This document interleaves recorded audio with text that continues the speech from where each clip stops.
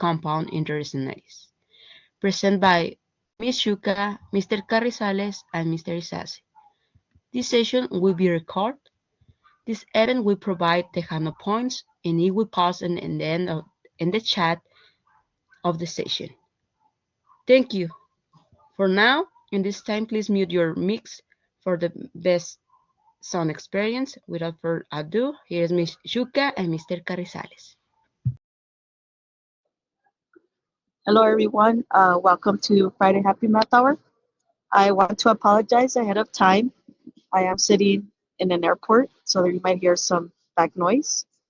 And I also have a small cough, so hopefully we'll get through the session together. But this is one of my favorite sections, so here we go. And they will put a link, I believe, for 1324 in case you're here for that class. Let's see. Let me get my pen out.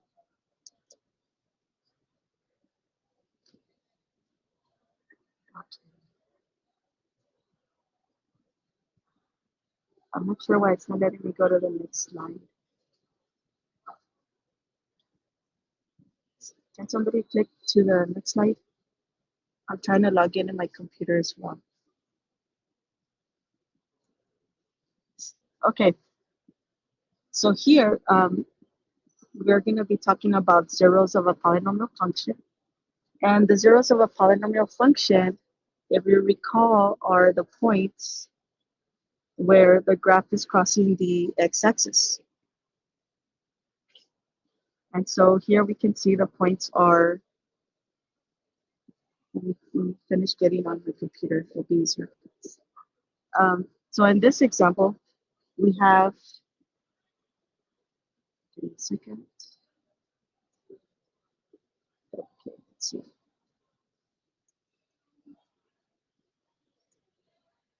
Just a quick second. Okay. So on the Chuka, if somebody can give me access. Okay, here we go.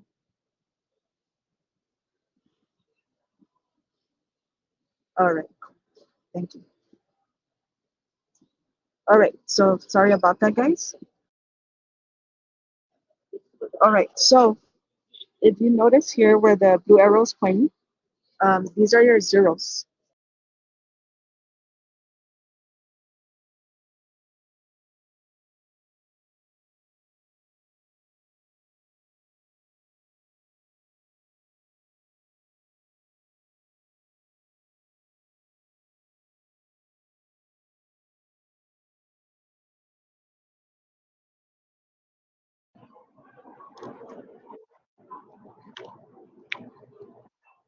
Okay, can you guys still hear me? Yes, ma'am, I can still hear you.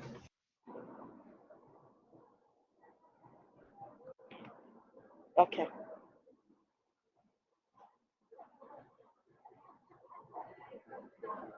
All right, I'm gonna have to use. Okay, hopefully you can hear me. Please let me know if you can't. So what we're gonna be looking, yes, Valley. Okay, give me a second so I can connect back to my headphones.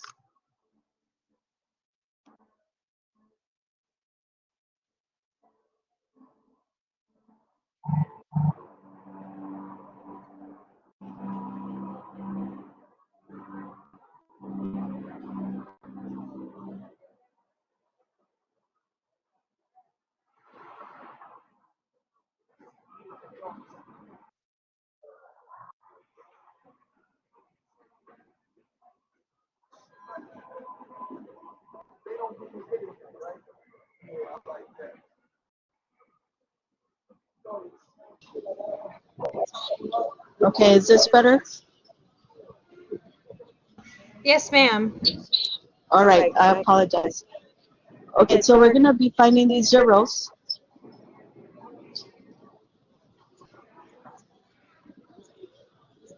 And this is what we're gonna be using. We're gonna be using the fundamental theorem of algebra.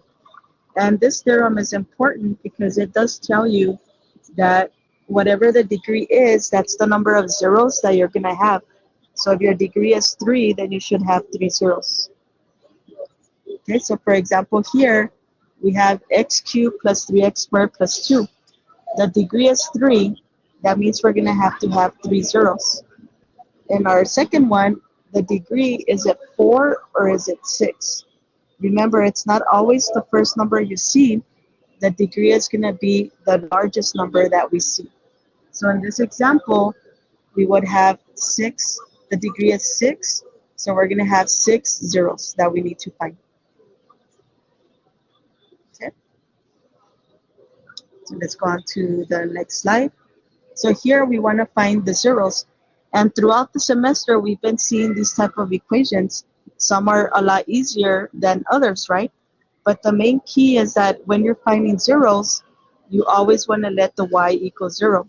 So the first step in doing that is looking for your f of x. We change it to 0.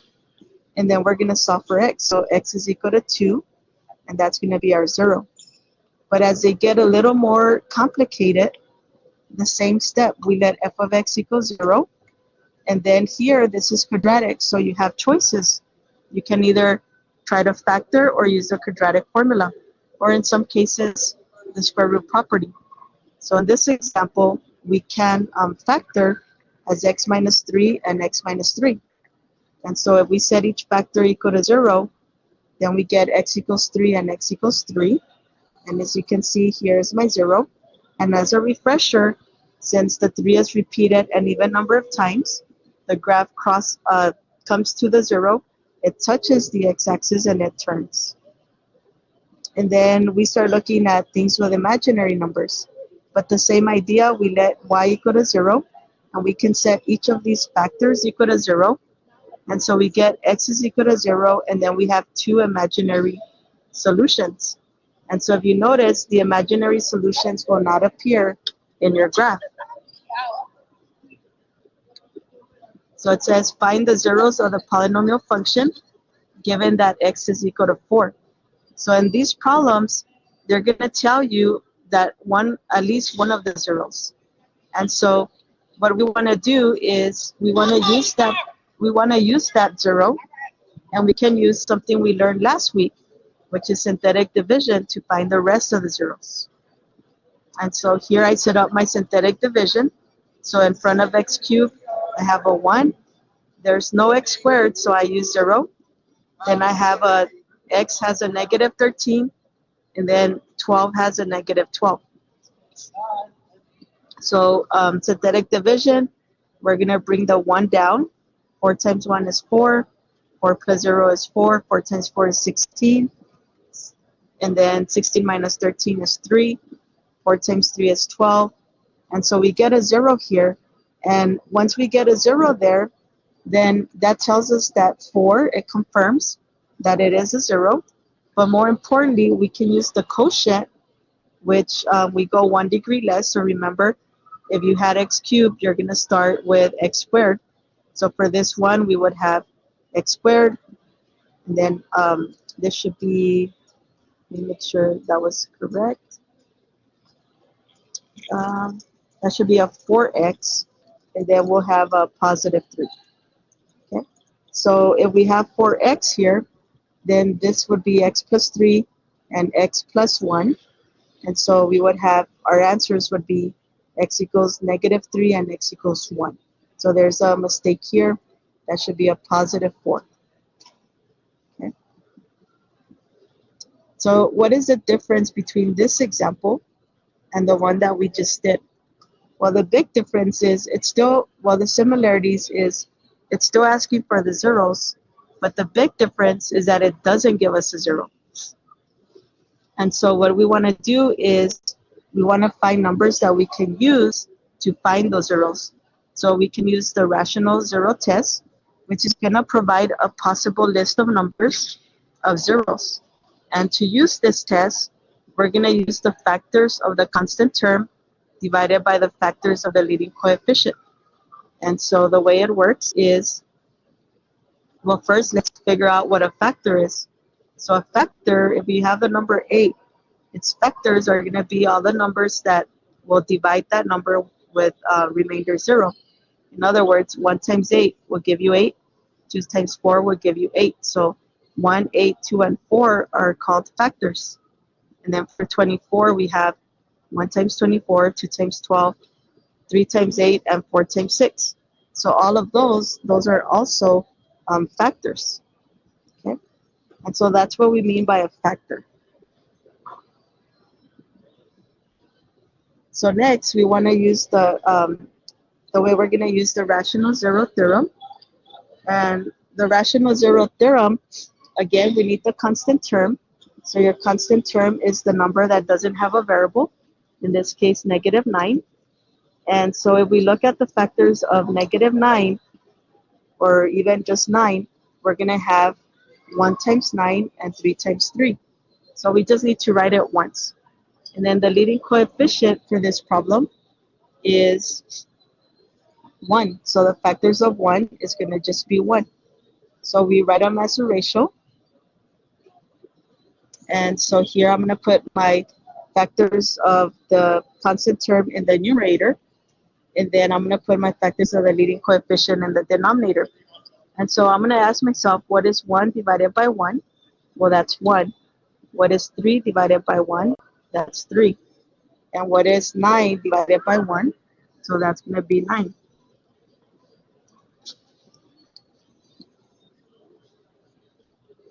Can you guys still hear me? Because my phone just kind of switched off there. Yes, Ms. Chuka, we can hear you. Okay. All right. Sorry, it's because my phone is acting up, and I'm using it as my mic. And then my computer, if I use that mic, I don't have headphones for it.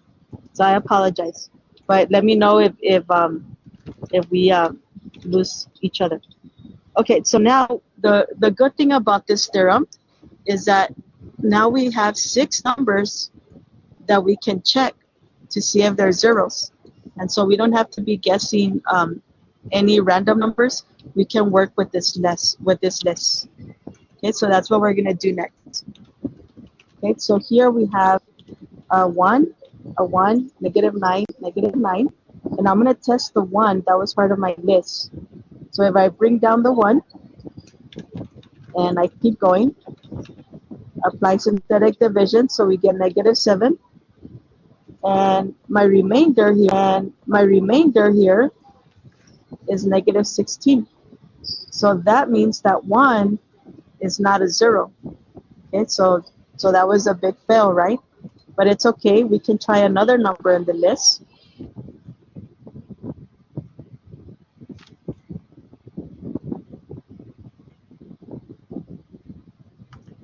We lost sound. So if we apply, You're back. okay. So if we try -1, we bring down the 1, so we get -1, and then we're gonna have 0. We keep going, and then we get -9. -1 times -9 is 0. So that should make us really happy, because that's telling me that -1 is a 0. So now I can use that information and get my quotient out. So again, we have x cubed. So we're going to have x squared minus 9. I can set it equal to 0. And I'm going to add 9 on both sides. And so if I take the square root, then we get the square root of plus or minus the square root of 9. And that's going to be plus or minus 3. Okay.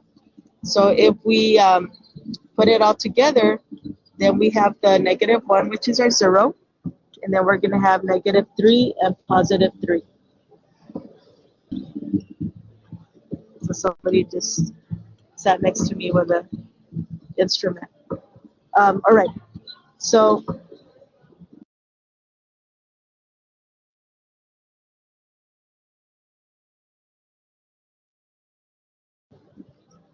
we're going to just keep doing more examples here.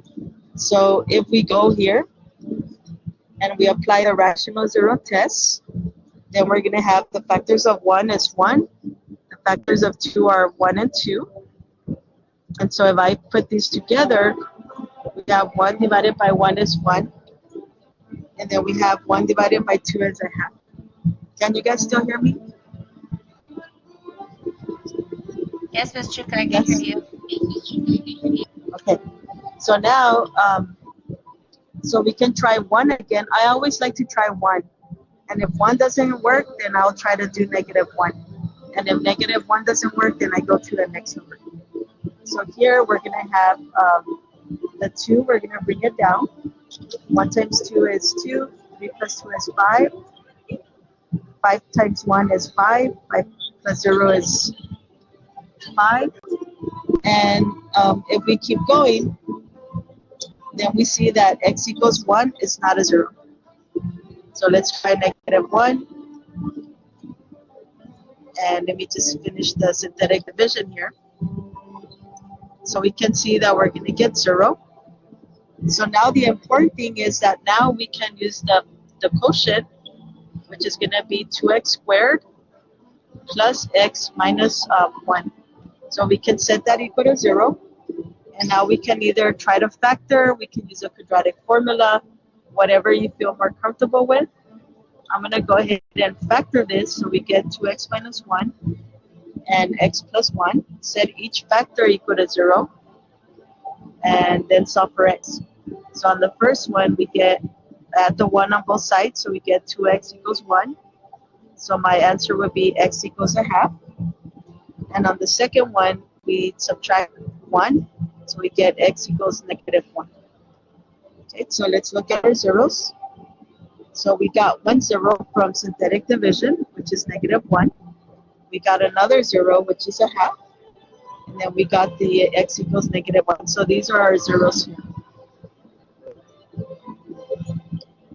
And then notice that the -1 is repeated twice. So it has a multiplicity of 2. More importantly, what that means is that it's going to touch the x-axis and then it's going to turn.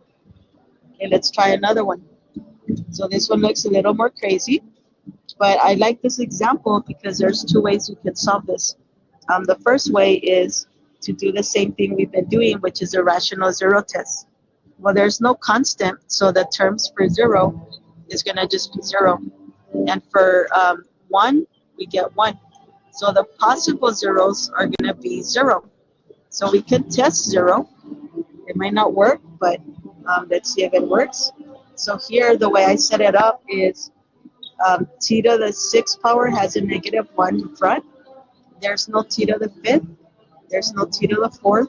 No t cubed. And then we have a t squared is a 1. Then this is your t, and then your constant. So if we apply synthetic division, we bring down the 1, we multiply the 0, and so we end up with 0. So that means that that 0 is a 0. And so my quotient is now -t to the 5th plus t. And so maybe some of us, we can't see how we could factor this, so we start the process again. And I use 0 again. I set up my process, and it worked again, so I can take the quotient. Now we're at t, -t to the 4th plus 1. So maybe I want to break it down further.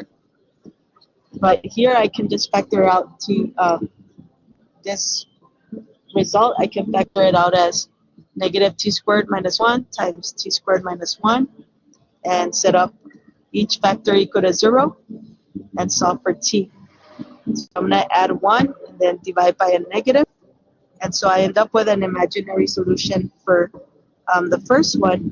The second one, I'm going to add 1 and then take the square root. So I end up with plus or minus 1. So if we put our zeros together, we had t equals 0 twice from the 2 synthetic divisions. We had a 1 and a -1. And then we have our 2 imaginary solutions. My degree is 6, so I better have 6 zeros. So the ones that are repeated, they still count them as one of those 6. So you can see the 6 zeros that are listed here. Now, earlier, I said that there's 2 ways to do this problem. The first way, this way here, it always works. But the second way might be a little bit quicker. So before you do anything, always ask yourself, can you factor out any like terms from this polynomial? And as you notice here, they have at least a t squared in common. So if I factor out t squared, then I get 1 minus t to the 4th. Well, I can set each of these equal to 0. So I get t squared is equal to 0, and 1 minus t to the 4th is equal to 0. So if I solve for t, I get t equals 0, and now I can just factor this polynomial, which is what we did earlier, and we still end up with the same zeros. So as you're doing these problems, ask yourself, can you factor out anything? If you can, then you might simplify the problem. If you can't, then you can go ahead and use the synthetic division. Okay, let's do another one here. So this one looks a little bit crazier, right? Now you have a lot of terms, 9x to the 4th, and our goal is still to find the zeros. So not a problem. I'm not even going to try to factor that, right? It doesn't look like they have anything in common. So I'm just going to go ahead and continue. So for 24, the factors of 24 are 1 times 24, 2 times 12, 3 times 4, 6 times 8. And then for 9, I get 1, 3, and 9. So when I put these together, I'm going to divide 1 divided by 1, 2 divided by 2, 3 divided by 1, and so on. And then I'm going to say 1 divided by 3, 2 divided by 3, 3 divided by 3, and then do the same with the 9. Once we do that, we have all of these zeros that are possible. When you enter them on WebAssign, you cannot enter plus or minus. They don't have that symbol on the computer. So what you need to do is enter all your small numbers first. So you would enter -1, -2, -3, -4, and then you would enter your positive ones. Okay, but again, I always like to start with 1 and check out the 1. Excuse me. So here we're going to have 1. So let's bring down the 9. 1 times 9 is 9. If I add these, I get 0. And then we get -58 times 1, -58, plus 4 is -54. And I don't get a 0. So that means that 1 did not work. So let's try -2. If I bring 9, I get -18. And if I add those, -27. To be honest, I would have already tried -1 first. And then I would have tried 2. And then I would have tried -2. Just for the purpose of our presentation, I already know that -2 is going to work. So that's why I skipped from 1 all the way to -2. But my process is always try 1, go -1. Try 2, then go -2. So if we keep going, we're going to see that -2, hopefully works. And so we get 0. So that's awesome, right? So by doing synthetic division, our goal is to break a polynomial that's in a higher degree to something that we can work with. So if I look at this quotient here, and if I get the quotient out, we get 9x cubed minus 27x squared minus 4x plus 12. So for some of us, factoring comes easier, and so we might see this and we might say, you know what, maybe I can use factoring by grouping here, and maybe I can just factor. But for some of us, maybe we don't want to deal with the whole factoring thing, so it's not a problem. We can just keep the same process. But now we're going to do synthetic division and the rational zero theorem on this remaining polynomial. So we just start the process again, but with that new polynomial. So my constant is 12, so these are my factors for 12. My factors for 9 are 1, 3, 9, so I get my possible zeros. And from that list, I'm going to try a couple of these, right? Again, I probably tried 1. I probably tried -1. But the one that is going to work for us is going to be 3. So here we go, and we get 0. Okay. So that tells me that x equals 3 is 0. But now let's look at the quotient. So the quotient here is 9x squared minus 4. So once you get to something that is squared, that should make us excited because it's quadratic, and we have tools that we can use to solve that, right? We can use the square root property, we can factor, and we can use a quadratic formula. So here I'm going to use the square root property. I'm going to add 4 on both sides. I'm going to divide by 9, and then I can take the square root now. So the square root will give me plus or minus 2/3. But let's put it all together.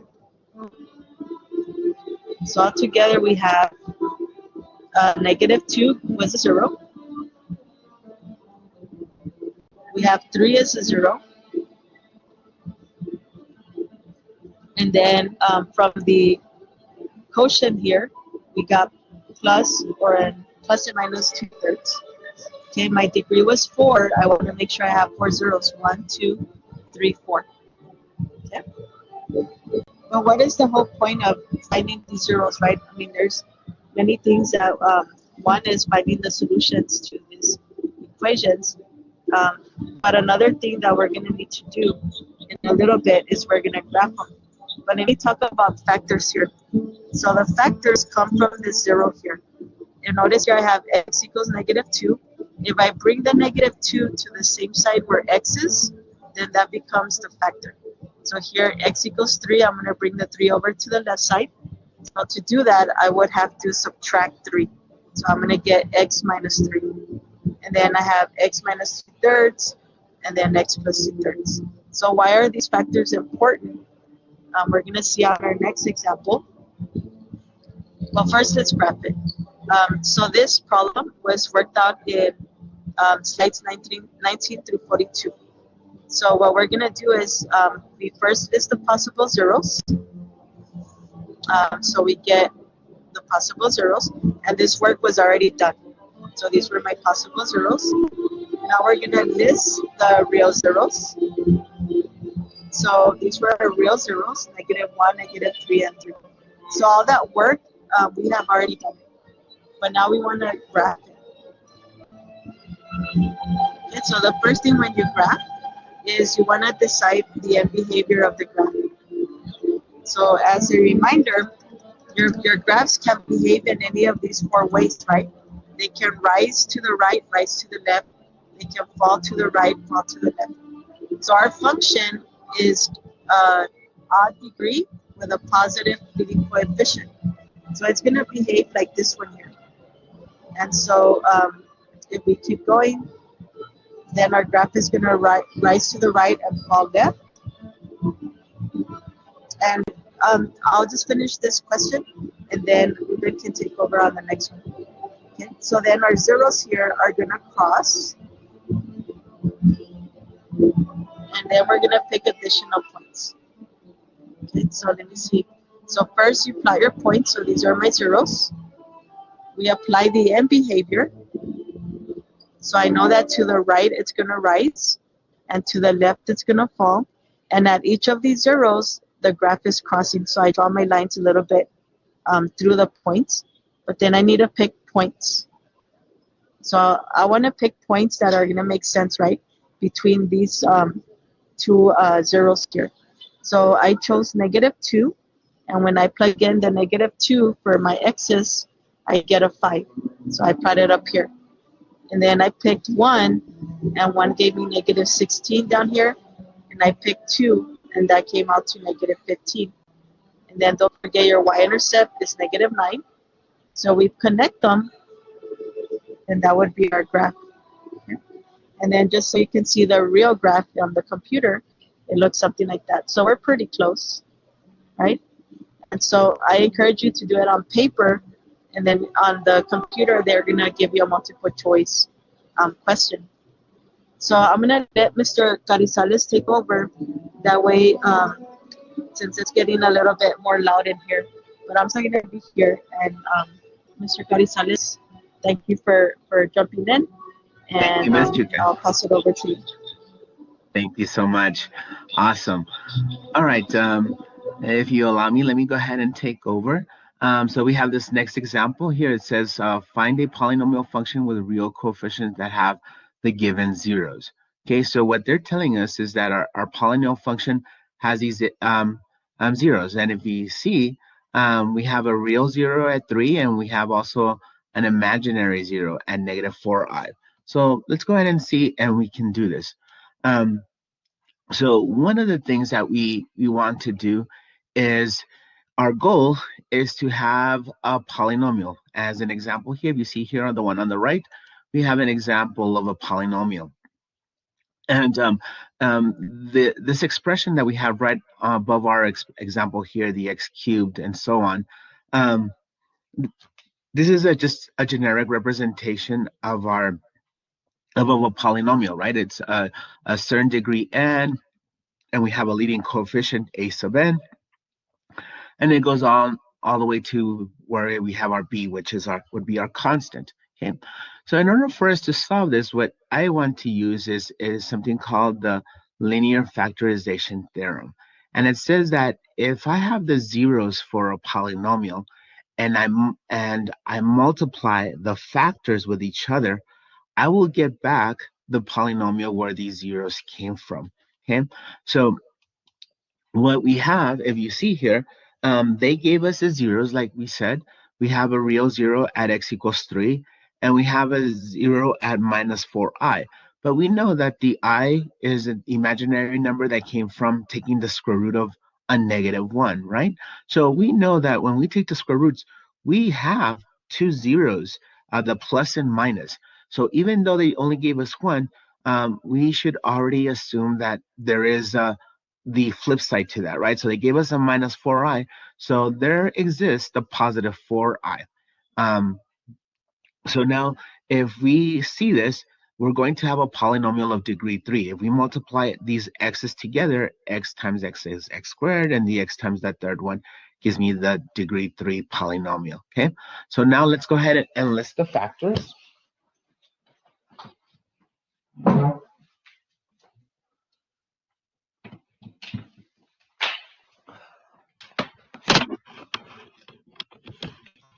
All right, so let's go ahead and list the factors.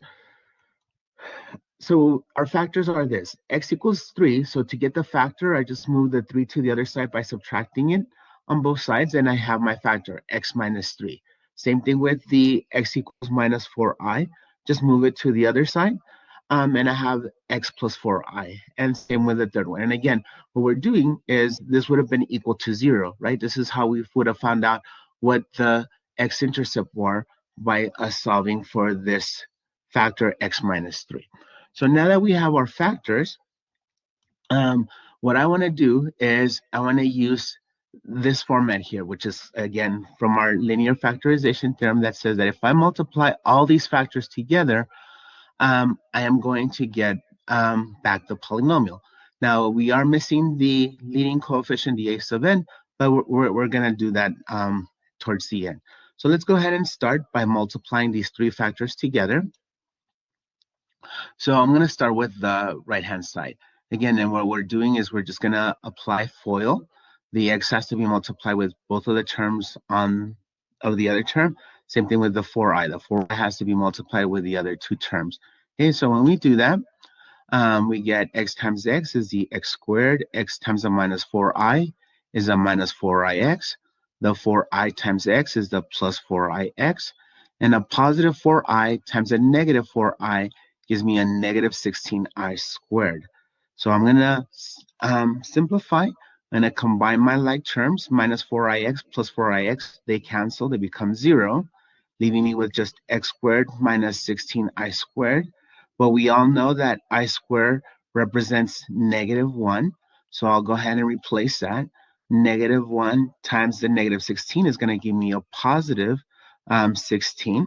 So now I'm going to do this one more time. I just need to multiply the x minus 3 times the x squared plus 16. So let's go ahead and do that.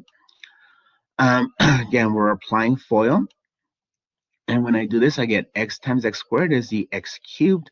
X times a positive 16 is a 16x. A negative 3 times the x squared is a negative 3x squared.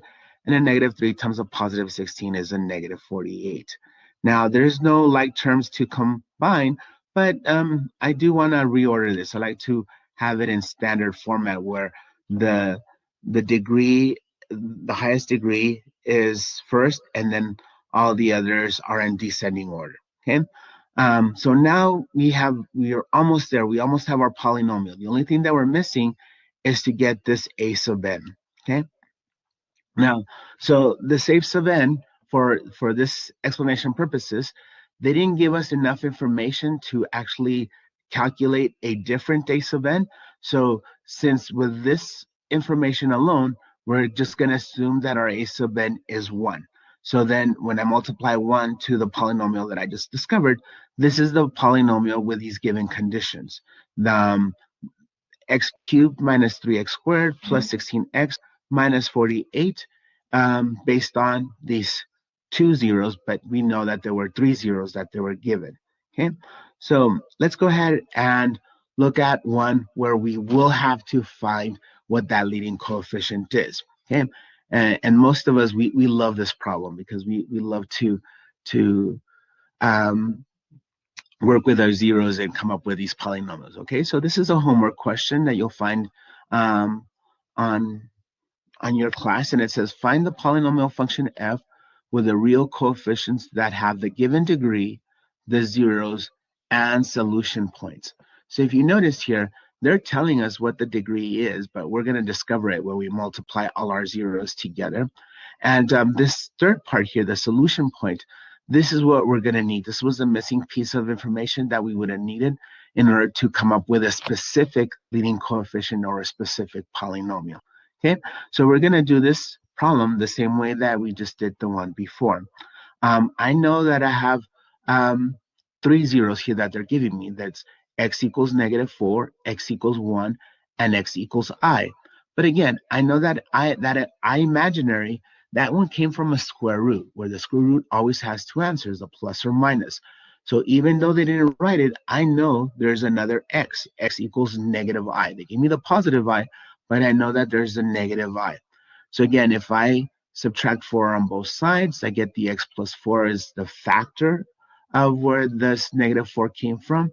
Same thing with the 1. The factor of x equals 1 is x minus 1. The factor of x equals I is x minus I. And the last one, x plus I. So again, I am going to multiply all these. And when I multiply them all back, I'm going to get the polynomial where these zeros came from. So let's go ahead and do that. Okay, so the first thing that I'll do is I like to always start with the end. Okay, so I multiplied x minus I times x plus I. Again, we have x squared plus ix minus ix minus I squared. Okay, let's combine my like terms. I know ix and minus ix is going to cancel. And I know that the I squared is a -1. A -1 times a positive is, let's see here. This one cancels with this. I believe this should have been positive here. Let me see here. Going back, minus I plus I is a minus I squared. Yes. This problem here, there's an error. This should have been a positive. Well, let's see here. Oh, no, I haven't solved it yet. Never mind. Wanting to go ahead.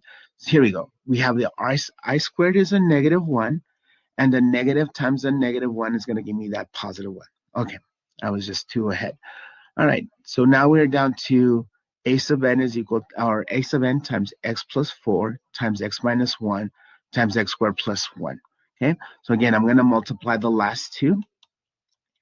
And when I do that, again, x times x squared is the x cubed, x times the plus 1 is just the x, minus 1 times the x squared is a minus x squared, and the minus 1 times the plus 1 is a minus 1. Okay, so there's nothing to combine. Again, there's no like terms, but I'm going to reorder it just because I just don't like the way it is. But the last thing that I would do is multiply the x plus 4 times this. Okay, so when I do this, I have this long here polynomial. Let's see, can we combine like terms? So there's only one x to the 4th, but we have a x squared. And we see another x squared, we have a minus 4x squared. So when I combine my like terms, I'm going to have this, right? The x squared with a minus 4x squared is, let's see here. Let me go in order. X to the 4th. And then we have a minus x cubed plus 4x cubed is a plus 3x cubed. And then we have the positive x squared with a minus 4x squared gives me a minus 3x squared. And then we have a minus x plus 4x, that's 3x. And then we had a lonely constant, minus 4. There we go. All right, so we have now this polynomial. But again, on this case, We don't know what the ace of n is, but they gave us information in order for us to discover a specific polynomial based on these conditions. And they're telling me that I have a solution point when x equals 0, the y value or the answer is -8. So I'm going to use this to my advantage, and I'm going to evaluate this. Okay, what they're telling me is that when my put for x here is 0, my answer, the f of x or the y value, should be -8.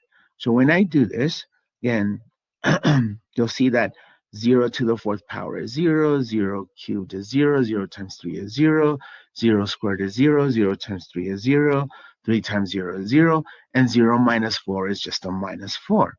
So we have -8 is equal to a sub n times -4. So what I'm going to do is I'm going to solve for a sub n by dividing both sides by a -4. And when I do that, I have a sub n is equal to 2. So now I have a specific polynomial with a certain leading coefficient. So to get the polynomial with its given conditions, I'm going to substitute a sub n with 2. Okay, so I'll substitute a sub n with 2, and then I have to distribute. I'm going to distribute this 2 to all my terms in my polynomial. Okay, so when I do that, I have 2x to the fourth power plus 6x cubed minus 6x squared plus 6x minus 8. Okay. Ooh, I think I went there too fast. Does anybody have any questions for me? Okay. I'm not sure if Ms. Chuka is still on, but if Ms. Chuka, if you're still on, do you have any other questions that you would want to review? No, Ms. Chuka's gone. I thank you all for joining us. If you don't mind, or if you have any questions, please, we have tutors, and we'll call it a little bit short. Okay, so I'll go ahead and pass it on to our presenters. I want to thank you all for coming. I know some of you might be coming close to this week before spring break, so hopefully we'll see you again. Thank you, guys.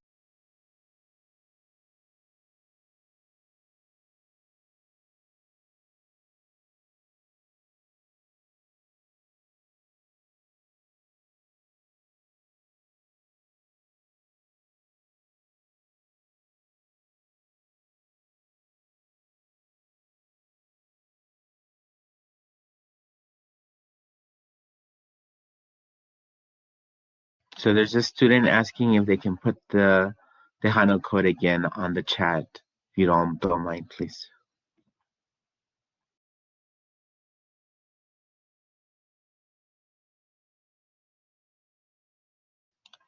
There you go.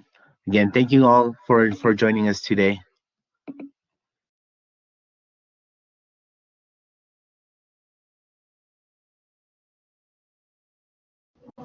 Thank you, everyone, for coming in today. We'd like to invite you to next week's sessions um, on March 22nd. Sorry, on March 8th. That'll be our next session. For Happy Math Hour, we'll be going over exam 2 reviews and EPCC applications. However, if you come back later on the day at 1 o'clock, we'll have the shape of imagination. That is El Paso's brand new children's museum that is coming out this year. So I invite y'all to come and see